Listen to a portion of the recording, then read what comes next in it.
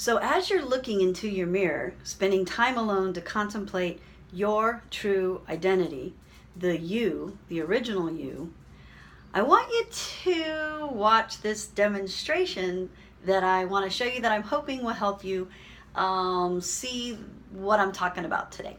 So, I'm going to put the mirror down and I'm going to show you that I have a regular piece of corn on the cob, but it hasn't been peeled yet.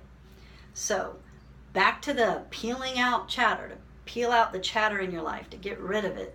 I want to peel back all the parts that I was talking about that might be the type of chatter in your life that kind of helps you forget who you really are, because you start identifying with groups of people. You start identifying with I don't know, maybe religions, maybe sexual preferences. You start identifying with athletics. Your parents, they put expectations on you. You put expectations on yourself. When you start learning in school about certain things in history that we find out later on weren't totally true or wasn't the whole truth, well, those are other layers that are going to have to be peeled back. Those are layers that have helped identify you today.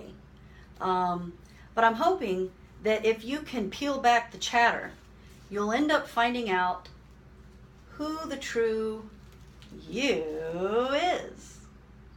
So I know that was silly, but do think about this image that the true you is in there. The true you has been there in you ever since you were born. Ever since you were conceived in your mother's womb, the real you. That's where you started, at conception.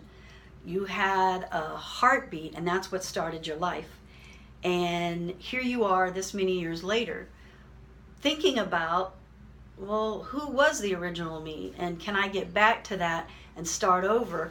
Thinking, wow, yeah, I might be one of 7 billion people, but I'm here for a reason.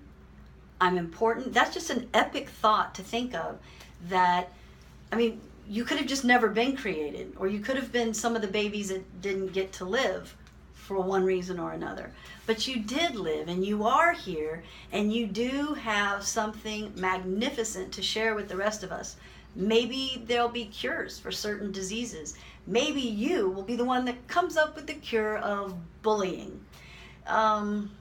We get bullied, but I've been reading some of the Instagram things that y'all say, sometimes your little bio.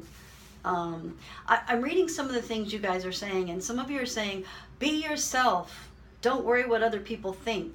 And while that's really good advice, after 25 years of teaching in middle school, I've seen certain cultural differences that I'm going to call the bandwagon, kind of like fashion in clothes and hair. There are certain things that are fashionable every generation, every group of kids that come in. Example, when I first started teaching, goth was really a big deal. There were 4 or 5 kids at the beginning of the year that were wearing all black and dark makeup and identifying with that strip of culture. Well, then all of a sudden there are more people and more people and more people who saw the kind of attention that the kids that were associating with all the goth, the metal, the silver chains and all. I know there are still people that are associating with that, and I'm not trying to down you, but I'm saying, think about what it is that's important. Get back to the original you, and are you on the bandwagon? Are you liking the attention other people get for doing this or that or the other thing? Return to the you. Think about who you really are. Get back to the core.